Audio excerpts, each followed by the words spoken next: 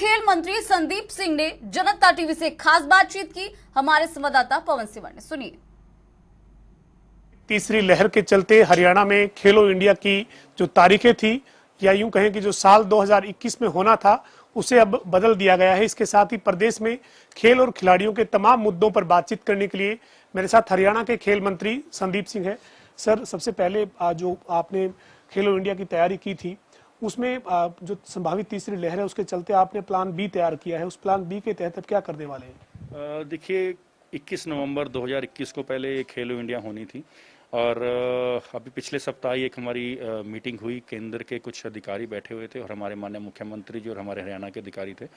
क्योंकि कोविड की third wave की संभावना है और उसको देखते हुए हमने इसको आगे पुश किया है। फेब में टेंटेटिवली अभी ये चल रहा है, फाइनलाइज होना है। क्योंकि जैसे मैंने पहले भी आप लोगों से चर्चा की आपके मीडिया के माध्यम से कि प्लान ए तो हमारा है ही 21 नवंबर। अगर कहीं कोविड आता है या उसकी लहर थर्ड लहर आती है तो हमें प्लान बी रेडी करना चाहिए। तो हमारा प्लान बी का मकसद यही था कि उन बच्चों के लिए हम लोग जो है वो पुश करें, जिससे कि वो अपनी तैयारी उसी तरीके से कर सकें। क्योंकि कोविड के अंदर कहीं ना कहीं तैयारी को भी बाधा पड़ती है, तो उसके रूप में और उनको कहीं दिक्कत ना आए, उनकी सेहत और उनकी हेल्थ को पहले देखते हुए इस चीज़ को आगे किया। बाकी जो वो कोविड की संभावित लहर के चलते आपने प्लान बी के तहत 2022 में इसको आप लेकर गए हैं, लेकिन अन्य जो तैयारी है खेलो इंडिया के लिए हरियाणा का, जो इंफ्रास्ट्रक्चर डेवलप करने की बात करें या आपने जो ग्राउंड स्तर पर जो तैयारी होनी चाहिए थी, वो किस स्तर तक हो चुकी है सर? देखिए, मोस्टली जो है वो ऑन प्रोसेस चल रहा है। हम 21 नवंबर 2021 के तहत ही सारी चीज़ें तैयारी कर रहे हैं और सिर्फ यही है कि रिस्क जो है बच्चों का, क्योंकि अंडर 18 बच्चे हैं, यूथ की जो गेम्स होनी है और इसमें हम बच्चों की भविष्य को, क्योंकि वो आने वाले देश के सितारे हैं, उनमें से बनकर कई चमकेंगे, कई मेडल लेकर आएंगे, उनके साथ हम रिस्क नहीं ले सकते। तो उनके लिए हमारा सेफ्टी वाइज ये सारे स्टेप ले रहे हैं।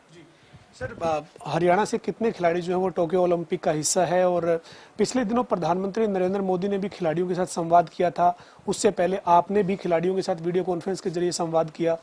जो एक खिलाड़ी के नाते, जो कि आप खेल मंत्री आज हरियाणा सरकार में, लेकिन आपने हॉकी खेली है, आपने हॉकी को जिया है, आप क्या मानते हैं इस तरीके का जो प्रधानमंत्री के साथ इंटरेक्शन होना या खेल मंत्री के नाते आपका उनसे बात करना, कैसे खिलाड़ियों का हौसला बढ़ता है इस तरह से?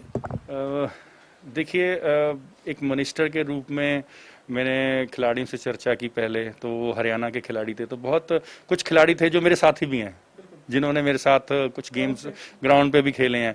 तो ऐसे खिलाड़ियों के साथ मैं चर्चा की और बहुत पॉजिटिव उनका रिस्पांस आया। और माननीय प्रधानमंत्री जी, जो पूरे देश के एक बड़े रूप में राजा कह सकते हैं कि वो हैं, और उन्होंने खिलाड़ियों के साथ चर्चा की। उस चर्चा में बहुत बूस्ट मिलता है खिलाड़ी को। मैं भी जैसे खिलाड़ी रहा हूँ, अगर मैं किसी मीटिंग में या किसी कॉन्फ्रेंस में ऐसे चीफ मिनिस्टर साहब को या प्रधानमंत्री साहब के साथ मैं चर्चा करूं, तो मेरे अंदर आएगा कि आज मैं प्रधानमंत्री जी के साथ चर्चा करके आया हूं। तो मेरे अंदर एक बूस्ट है, उनको पता है, मेरा नाम पता है, उनको पता है कि मैं क्या कर रहा हूं और मैं देश के लिए रिप्रेजेंट कर रहा हूं। तो ये एक बहुत इंटरनली बूस्ट करता है खिलाड़ी को।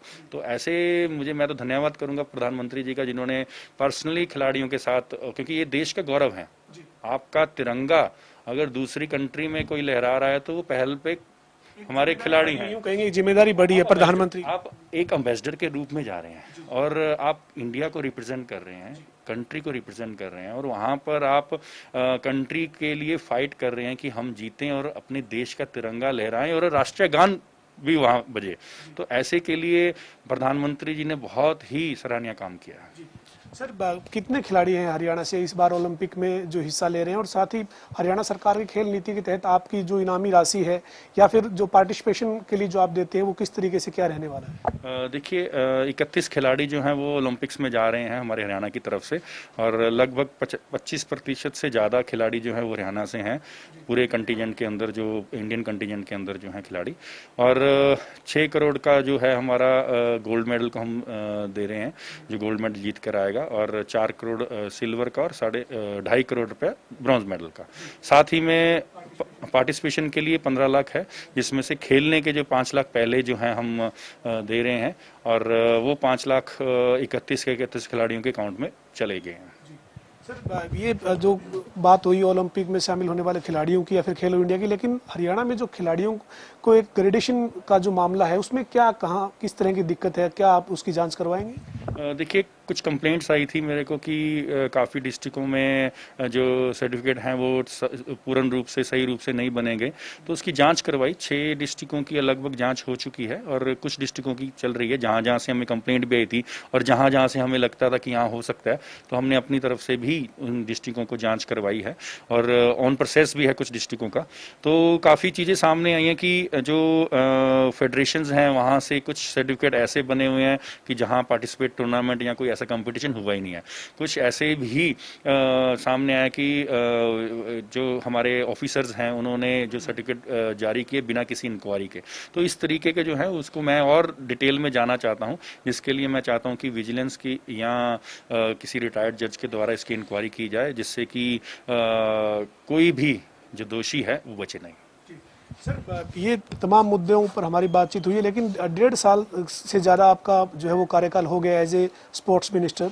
आपने प्रदेश में क्या किस तरीके का इंफ्रास्ट्रक्चर देखा है, क्या आप महसूस करते हैं? क्योंकि आपसे इसलिए ज़्यादा उम्मीदें हैं कि आप खुद खिलाड़ी रहे और आप हरियाणा सरकार में खेल मंत्री हैं। क्या आपने महसूस किया, क्या चीज़ जो आपने जहन में कि वो ज़रूर होनी चाहिए थी जो अभी तक नहीं हो पाई? देखिए, 2-3 चीज़ें हैं जो मैं लेके चल रहा हूँ। सबसे पहले तो हमें बड़े स्टेडियम्स नहीं बनाने चाहिए। बड़े स्टेडियम्स तब बनते हैं जहां पर आपको गेम्स को या किसी बड़े इवेंट्स को होस्ट करना है। सेकंड, हमें जहां पर जिस गेम के बच्चे हैं हमें वो इंफ्रा वहां पर देना है। उसके ऊपर ही मैं काम कर रहा हूँ। काफ़ी जियो मैपिंग जिसको कह दो या मैपिंग कह दो वो चल रही है। तीसरा यह है कि चलो कोविड आया है, पिछले 1 साल से तो कोविड में ही है, लेकिन फिर भी मेरा ये है कि बच्चों में कंपटीशन उस लेवल के हों जिससे कि बच्चे कंपटीशन करते रहें।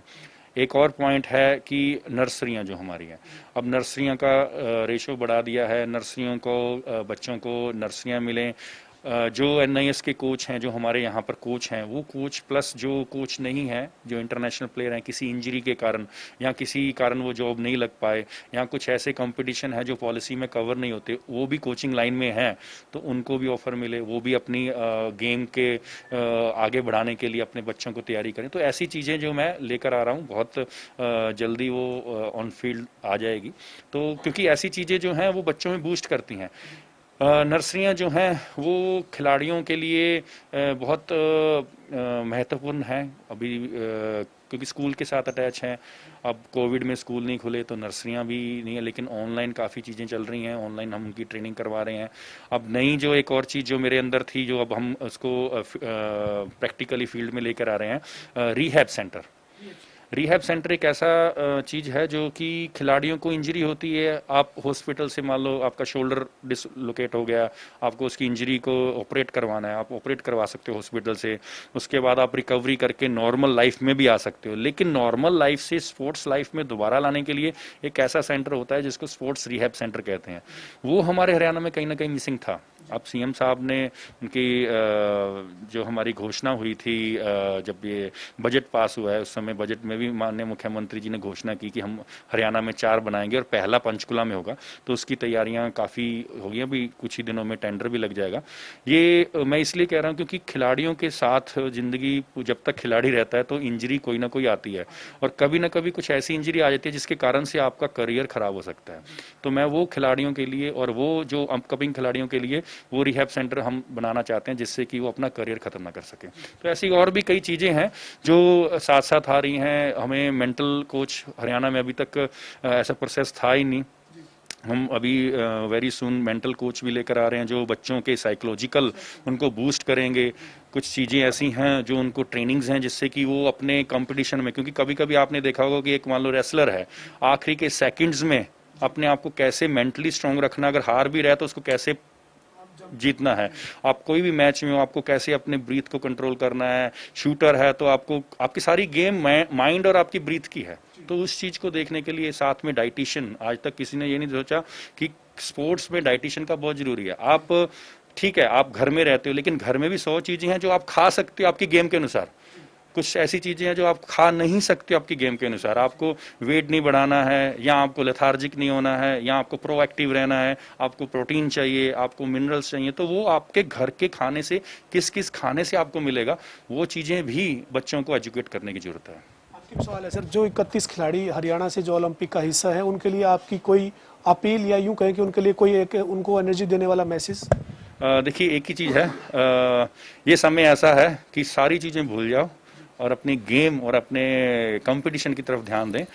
अपना आज जो समय है, ये समय दोबारा नहीं आएगा। आप ये बाद में कह सकते काश मैं ये कर लेता, काश मैं ये कर लेता, या काश मैं ये कर लेती।